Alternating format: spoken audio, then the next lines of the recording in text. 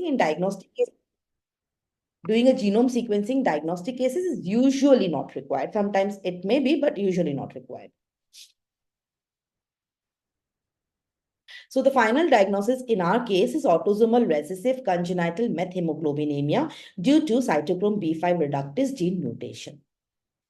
So the take-home points here is JAK2 unmutated erythrocytosis is an evolving subject which remains a diagnostic and therapeutic challenge. Highly sensitive NGS platforms can aid in the diagnosis of hereditary erythrocytosis. It is important to rule out hereditary erythrocytosis before tagging the patient as triple negative polycythemia vera.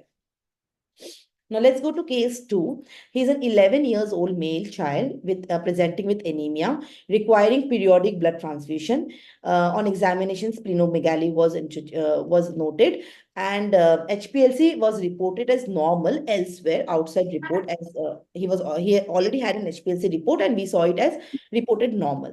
Parents CBC and HPLC was also with the patient, and we saw that the father had an hemoglobin of 14.5, mother had 11.4, MCV was normal in father, near normal in mother, and the HbA2 levels were also normal, 2.6 and 2.4, while there were no additional peaks in the HPLC. So the HPLC and the hemoglobin MCV were absolutely normal in both the parents. This was the report of the patient, which was reported outside. Hemoglobin was 7 gram%, MCV was 68, and MCH was 19. A2 was 1.4, which according to the definition, A2 is actually below the normal range. The normal should be around 2.5 to 3.5, but A2 of 1.4 is definitely low. There was a small peak of 4.3% in the sickle window, which is usually overlooked by many reporting pathologists. So in this, the interpretation was given as normal hemoglobin electrophoretic pattern in spite of very significantly reduced A2 and a small peak at the sickle window. So based on these features, when the A2 is low, we first suspect alpha thalassemia. And when we suspect alpha thalassemia, the first thing that we need to do in alpha thalassemia is to look for deletions, because that is the most common mutation in alpha thalassemia. To look for deletion mutations, we have to do alpha globin gene MLPA, that is multiplex ligation dependent probe amplification. So when this MLPA was done for the patient, we found that there were 2 gene deletions. So this is an MLPA which shows alpha genes as well as the neighboring genes. The neighboring genes, if you see here, HBQ1, LUX7L, ITFG3, and on the left you can see POLR3K. So these are the neighboring genes of the alpha gene, which is present in chromosome 16p. So all these were deleted. So one allele was completely deleted. So we saw the 2 alpha globin genes deleted along with some neighboring genes also deleted. But this does not explain the patient's phenotype, because 2 alpha globin gene deletion will only present with asymptomatic microcytic hypochromia, but they will not present with anemia, splenomegaly, and all other features that the patient and transfusion requirement. So we need to actually go to a diagnosis, and after getting 2 alpha globin gene deletion, we did an alpha gene sequencing, both alpha 1 and alpha 2 gene sequencing, to look for any point mutation. And in the alpha 1 gene sequence, we found a point mutation known as the hemoglobin E1 stun. It was present in exon 1 of HPA1 gene. So now presence of 2 alpha globin deletion with 1 alpha point mutation usually presents like HPH disease. Now this is just to see what MLP actually shows, is that this is chromosome 16 genes. Alpha 2 and alpha 1 are present. Besides, there are other genes, which is zeta 1, zeta 2, theta, and all other genes on the left and the right of the alpha genes. And this is the below picture shows the genes which are for which the probes are present in the alpha globin MLPA. So these are the different mutations usually seen in the alpha genes, the alpha 3.7, alpha 4.2. These are the most common 2 deletion mutations seen in the alpha thalassemias. Apart from that, there are Thi, Med, Phil, 20.5, Med1, Sia. All those are other mutations present in the alpha thalassemia patients. So now could it be monosomy 16p? So usually when we see only deletions which are present only in the alpha 1, alpha 2. But if we see the MLPA here, we see that the neighboring genes are also deleted. So this is not the usual picture seen in the alpha thalassemias. So we were thinking, could it be monosomy chromosome 16p? So we did a whole exome sequencing to look for the CNVs, that is that is the copy number variations, and we saw that the mutation, hemoglobin Evanston mutation, was present in heterozygous state. Plus, there was a CNV which was a large segment of the chromosome 16p was deleted, and this segment was around 650 kb deletion, in which approximately 43 genes were deleted. Now, the mother and father also underwent the Sanger sequencing for HbA1 gene to look from which parent the alpha globin mutation was inherited, and we saw that the mother had the heterozygous hemoglobin Evanston. And when we did the MLPA for a father and the mother, we saw that the MLPA was normal in both the cases. So from where did he got the chromosome 16p deletion? So it was seen that the chromosome 16p deletion monosomy was a de novo event, while the alpha thalassemia point mutation was inherited from the mother. So it was a total of HBH disease where 1 point mutation and 2 deletion, and together this deletion is known as the ATR 16 syndrome. So, what is hemoglobin Evanston? It is usually not visible on HPLC when isolated hemoglobin Evanston is present in heterozygous state, and that is the reason why in the mother, in the heterozygous, having a heterozygous hemoglobin Evanston showed normal HPLC. While if this heterozygous hemoglobin Evanston is accompanied with two alpha globin gene deletion, then around 2% of the hemoglobin Evanston, 2 to 10% of the hemoglobin Evanston will be present on HPLC, and this abnormal peak is usually seen in the S window. And what is ATR 16 syndrome? It is an extremely rare genetic disorder. It is actually the large deletion of genetic material, monosomy, on chromosome 16p. And depending on the size of the deletion, multiple genes are lost. Deletion can be less than 1 MB, it can be more than 1 MB. When it is less than 1 MB, usually the patients will only present with isolated alpha thalassemia. But when the deletion is more than 1 MB, they can present with associated intellectual disability, which can range from mild to severe. Now, this can occur as a spontaneous or de novo event, which is usually the most common cause of ATR 16 syndrome. This is one paper published in 2012 by Gibbons RJ, and they showed the different they reviewed the literature, and they showed the different papers which has shown the ATR 16 syndrome. And this is the 1000 kb mark, and below 1000 kb the patients usually only present with alpha thalassemia. More than 1000 kb the patients can present with intellectual disability as well. This paper, we have published this paper in Annals of Hematology in September 2024. It is a very interesting case. I would ask my audience to please go through this paper. Now, the take home points here is minor peaks in the HPLC should not be ignored. Like in our case, the S window 4.3% was ignored and reported as normal, but it should not be ignored. It always means something. So normal family HPLC screened, as in our case, both the parents had normal HPLC, that also do not supersede clinical suspicion. When the clinical suspicion is very high that the patient looks like thalassemia and have to have some thalassemic mutation, we need to go deep and sequence and get the diagnosis of the patient. So the third case is a 12 years old male child presenting with pancytopenia. Bone marrow study showed hypocellular marrow suggestive of aplastic anemia. So sample was sent for NGS to rule out inherited bone marrow failure syndrome. Now, why do we need to do NGS to rule out inherited bone marrow failure syndrome in cases of aplastic anemia? So it is very important to rule out Fanconi anemia or other bone marrow failure syndromes in cases of aplastic anemia, because it requires reduced doses of chemo or radiation for treatment or prior to hematopoietic stem cell transplantation.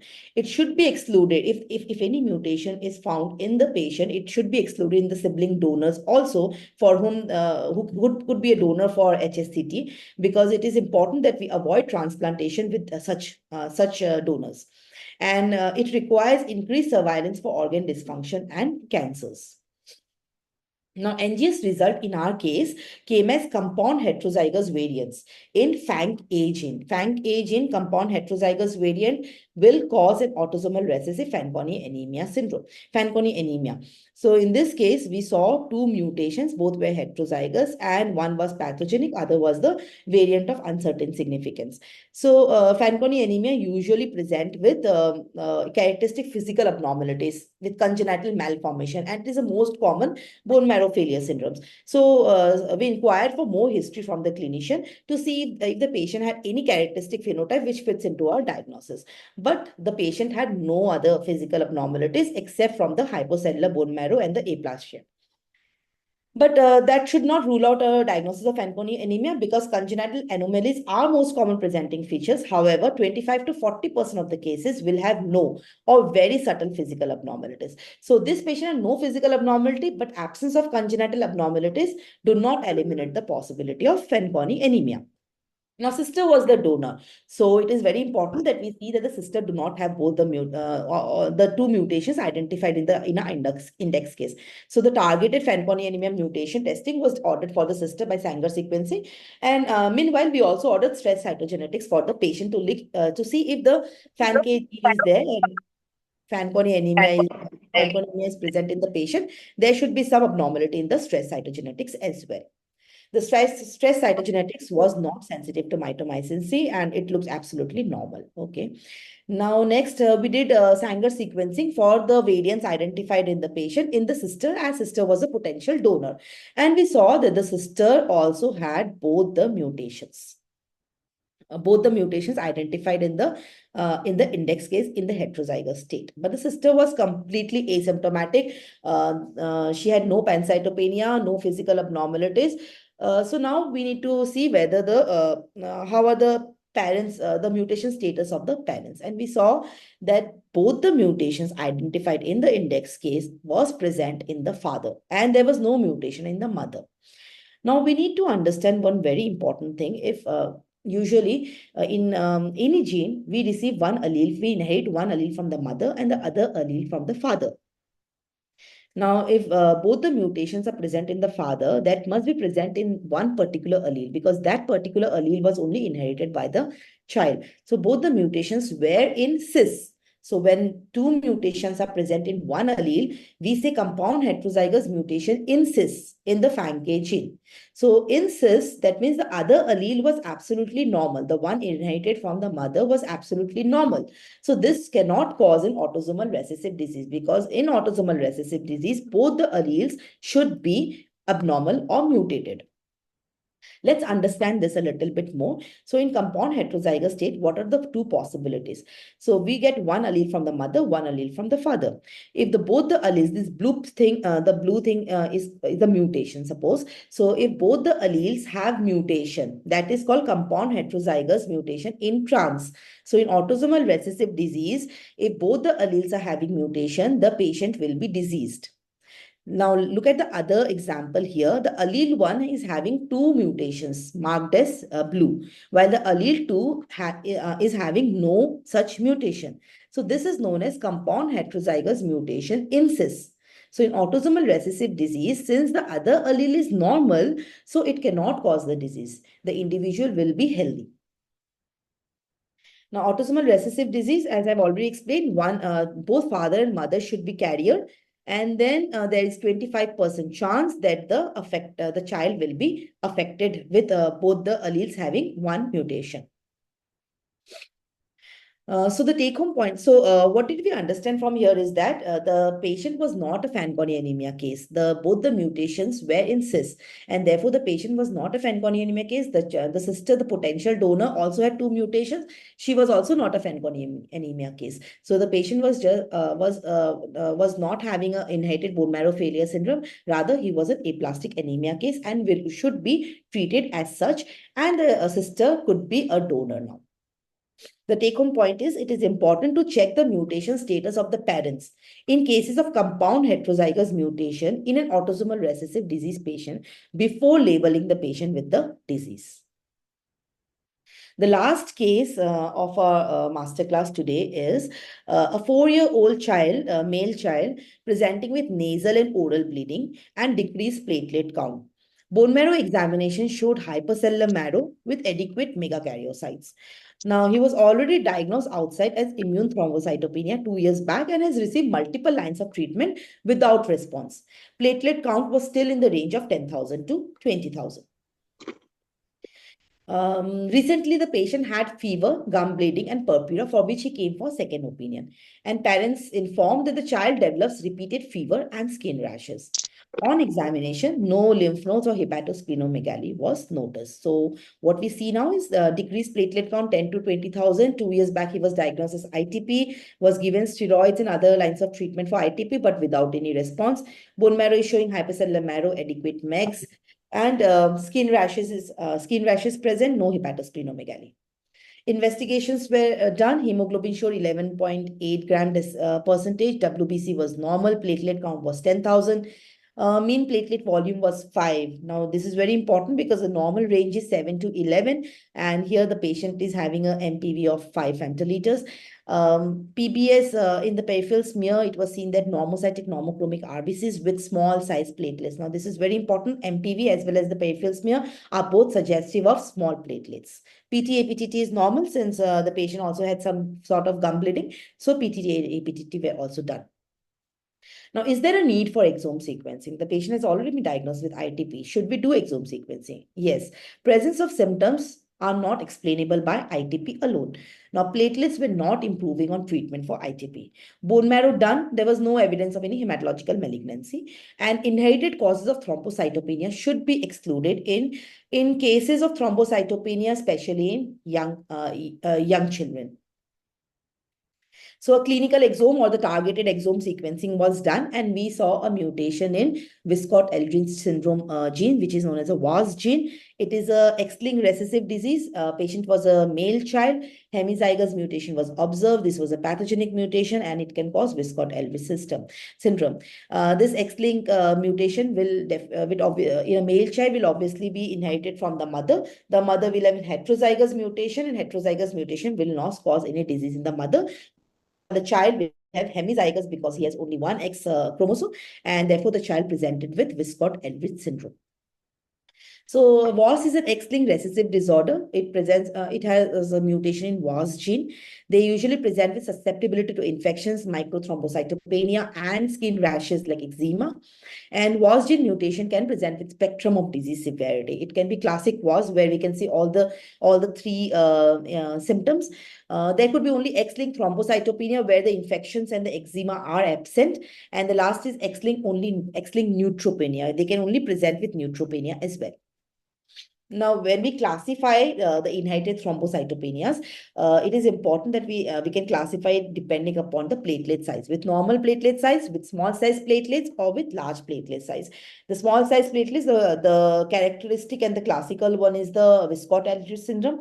With thrombocytopenia with normal platelet size could be because of the CAMT, which is because of the MPL gene, MECOM related, ANCRET26 related, and thrombocytopenias with large platelet size could be because of the Bernard-Solier or the gray platelet syndrome or the MYH9 related disorders. The take-home points here is all thrombocytopenia cases are not ITP. So it is very important that we rule out inherited thrombocytopenia causes, especially when not responding to treatment. Now, coming back to where we started this presentation, the ASH committee, as we know, that had labeled benign hematology as classical hematology. So in April 23, there was a person called Stephen Lenz, and he wrote a letter to the editor in AJH journal saying that please don't call me a classical hematologist, because when he when he wrote to ChatGPT and asked what is classical hematology, in April 23, ChatGPT answered as classical hematology is a subcategory of hematology which uses traditional methods and techniques. On the other hand, it differentiated classical from modern hematology, and he says that ChatGPT says that modern hematology is the one which uses the advanced molecular and genetic testing. So he was not happy with the labeling as classical hematologist, because he feels that we use all the modern techniques and we should not be named as classical hematologists.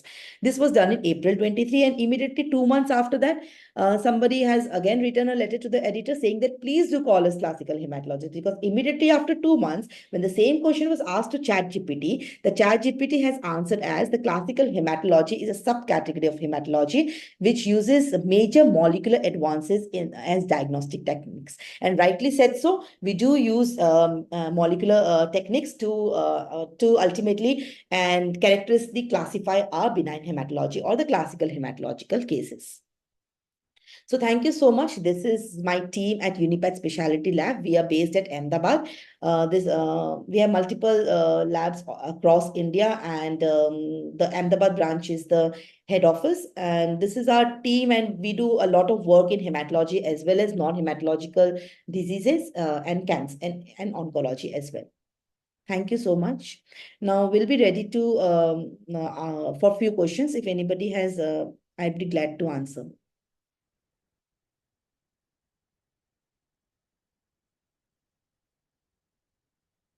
That's okay. So there are If like there is some question in the chat box, ma'am. yes, yes. So I am seeing those questions. The Hmm. first is what is the SpO2 level in methemoglobin patients? Yes, in methemoglobin patients, SpO2 level is very important because it is usually decreased. But in our case, it was also decreased, it was around 90%. But we do have another case of methemoglobin in our which we have diagnosed in our lab. A patient presented with cyanosis, and the patient was having a SpO2 level of 96%. So just based on SpO2 level, it is also not right to rule out methemoglobin. So it is important when we have ruled out all the primary causes of polycythemia, we can do a basic methemoglobin level testing.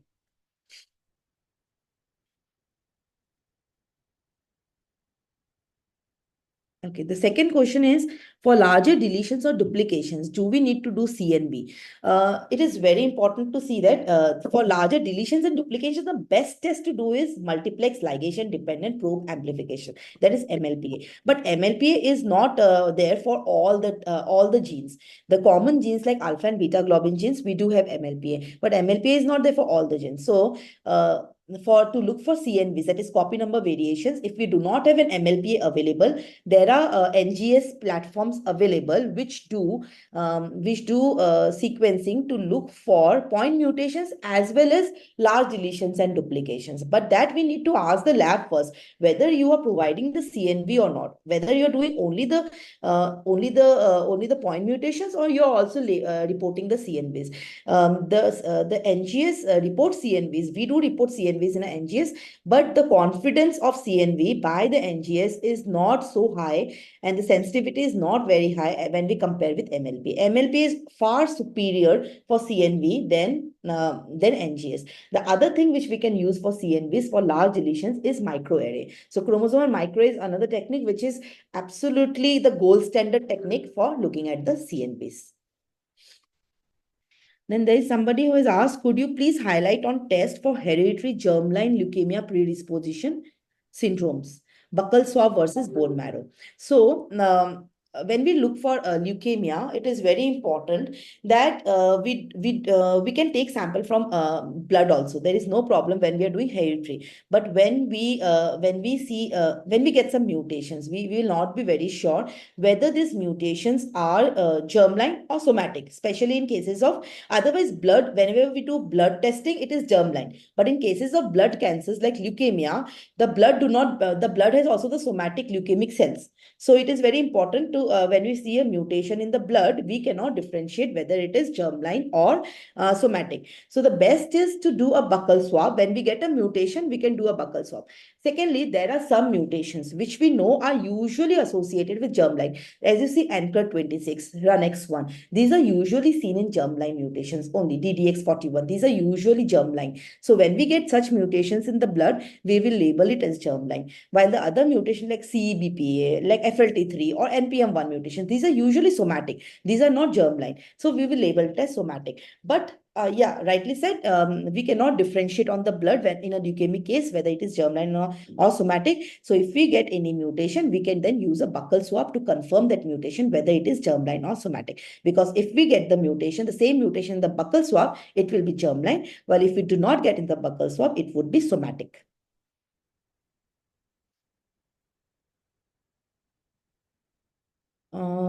There is again another question. How do you test for chromosome 6p LOH in acquired aplastic anemia? So to look for LOH, chromosomal microarray is very good. You can look for that. You can also, I think, can do by karyotyping. Not very sure, but chromosomal microarray is very good enough for 6p LOH. Is skin fibroblast used for germline testing in centers across India? I am not sure. Yes, the skin fibroblast is even better than buccal swab, but I have not done any test on skin fibroblast, and I am not sure who is doing that because I have not seen any test done on that. But definitely, skin fibroblast is even better than buccal swab. How do you differentiate RUNX1 mutations in AML between germline and somatic apart from VAF? Can VAF be low even in germline cases? Um, yes, in germline cases, also VAF can be low. It is not like if the patient is having a heterozygous mutation in RUNX1, germline mutation, it will be 50%. It does not come 50%. It can be 40%. It can sometimes be 20% also. In fact, in RUNX1, we have seen a small child of AML getting 20% mutation in RUNX1 in clinical exome sequencing. And we thought that it could be somatic. But then we had done all the tests and all the followed up with many tests, and we saw that the patient still had that mutation even after MRD, and therefore it was actually a germline mutation. So 20% VAF in NGS can also be germline because the NGS cannot pick up the exact VAF. The exact VAF in the NGS, like 50% or 100%, is usually not the case. And to differentiate RUNX1 between germline and somatic, it is again you have to do a RUNX1 is important in usually germline mutation, but you cannot be always sure. So to be sure, skin fibroblast or buccal swab would be the best sample. There is another question. In hereditary spherocytosis, OFT is normal, but sometimes we find enkyrin or SPTB mutation. How to explain it? Should we routinely do NGS for HS? See, OFT, as I've already told you, in classical or benign hematological diseases, what happens? The traditional methods, the traditional test, like OFT or the EMA binding test, all those tests has very low sensitivity. The sensitivity is not very high. So just positive cases, if OFT shows positive, it is highly suggested that it could be HS. But if OFT is negative, do not rule out the possibility of HS. So when clinically and other parameters are very classical of hemolytic anemia and OFT is normal, it is important that we do NGS because NGS is the only option for spherocytosis and other membrane disorders because there are 5 genes associated with RBC membrane disorders, and we cannot do Sanger sequencing for all the 5 genes because these are large genes. Doing Sanger sequencing will be very cumbersome and very expensive. So NGS is the only modality right now if you want to rule out RBC membrane disorders or the RBC enzymatic disorders or the hemolytic anemia. If clinically suspicious, but the OFT and the other traditional tests are negative, it is very important that you rule out this by doing an NGS. Another question, all bone marrow failure in adult need whole exome sequencing. Yes, all aplastic anemia. They're asking, do all bone marrow failure in adult need whole exome sequencing? See, there is some hematologist, my hematologist friend can answer this better because I believe that aplastic anemia and bone marrow failure syndrome will have some differences in the treatment and the planning of the hematopoietic stem cell transplantation. So it is important that all aplastic anemia cases are ruled out for the inherited bone marrow failure syndromes. And you don't need to do whole exome sequencing. You can do the targeted clinical exome sequencing also because all the important genes are covered for bone marrow failure are usually covered in the clinical exome sequencing. Another question is flow fish by telomere length axis for clinicians. I have no idea who does this in India. Yes, I have read the papers, but I really don't know who is doing this in India, and I have not done this kind of test yet. So another question, when do we order whole exome over clinical exome?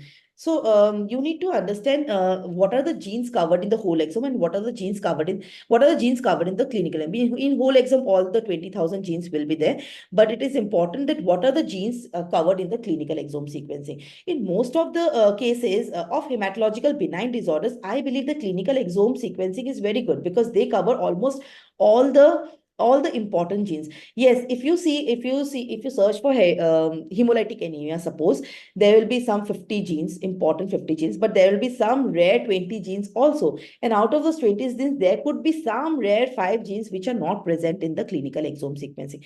If those 5 rare genes are important to you, then you should go for whole exome sequencing. Otherwise, the clinical exome sequencing is also quite good. Cost of clinical exome sequencing. The cost depends upon the lab and the kind of thing and the panels that they are using. It usually varies from 15, 20, 25K. Different labs have different prices actually, because some will only do for point mutation. Some will do both point mutation as well as the CNVs. So the ones doing both point mutation and CNV will have a little higher price compared to the ones doing only the point mutations. So, and the panels they are using, some use some may use only 2000 gene panels, some use 5000 gene, some may use 8000 gene panels. So it is very important you understand all the background check, what they are doing, how much data are they deriving for each sample, and based on the data derivation, so NGS is all about data. We usually derive around 3 GBs in our clinical exome sequencing, but some may only derive 1 GB. So depending upon how much data they are deriving, the price usually changes. Now, again, one more question. Clinical exome sequencing is good than whole exome sequencing. Now, again, we cannot, I cannot label clinical exome is good or whole exome is good. You see, the whole exome is sequencing 20,000 genes, clinical exome is sequencing around 5,000 genes. If your gene disease of interest has all the genes which are covered in clinical exome, we can go for clinical exome, because when we sequence more genes, more data is generated, and the price and it becomes more expensive. So it depends how much, if your patient is able to pay that much. If your patient is not able to pay that much, clinical exome sequencing good. If the patient is able to pay and there is no financial constraint, then whole exome sequencing is also very good, because in one go you can look at all the 20,000 genes, and you are done with it. If there is something, there is something. If there is nothing, you know that you have ruled out all the causes. So it depends upon how much the patient can pay and how important it is for you to look at all those rare genes also.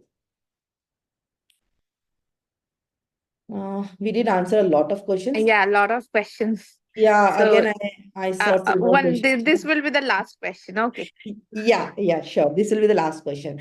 Whether need to give clinical interest to lab, it is specific. Yes, it is definitely very important, doctor, because when we do whole exome or clinical exome, whatever it is not like we are doing a biochemistry. We put it's not like we put a blood sample in and we get a report out. We get around 20,000 or more variants, and those variants can be pathogenic, can be likely pathogenic, can be benign, likely benign, VUS, all those. It has so many, more than 20,000 variants. If you do not specify to us what is the clinical history, it is very important for us to reproduce a good report. The yield of the report, the positive yield of the report, is only more when we get a very good history from the clinician. So good history can never supersede any type of analysis. A good history is a must when we give a exome sequencing test. The last question today is that if PNH is strongly suspected and FAIR comes out to be negative, what else can be done? So again, in PNH, GPI gene mutations can be seen, but GPI gene mutations are somatic, not germline. But very interesting, we do have a case. He was a case of aplastic anemia, and we know that in aplastic anemia, patients can develop GPI mutation and develop PNH. In that aplastic anemia case, it came for bone marrow failure syndrome. We did not get any mutation in the bone marrow failure gene panels, but we did get a mutation GPI gene, and this mutation was around 5% VAF. So it was probably a somatic mutation, which was by chance detected in the exome sequencing also. And later we asked the clinician to repeat the flare by flow cytometry, and that also showed small percentage of RBCs with PNH positivity. So that was also a very interesting case. Now I think So I think there is no more question. that's So it. thank you, ma'am, for such an extensive and interactive class. We just look forward to have you again as faculty for masterclass. Thank you so much. Thank you so much. So bye everyone. We are ending Bye. the class here. Good night. Bye. Good night.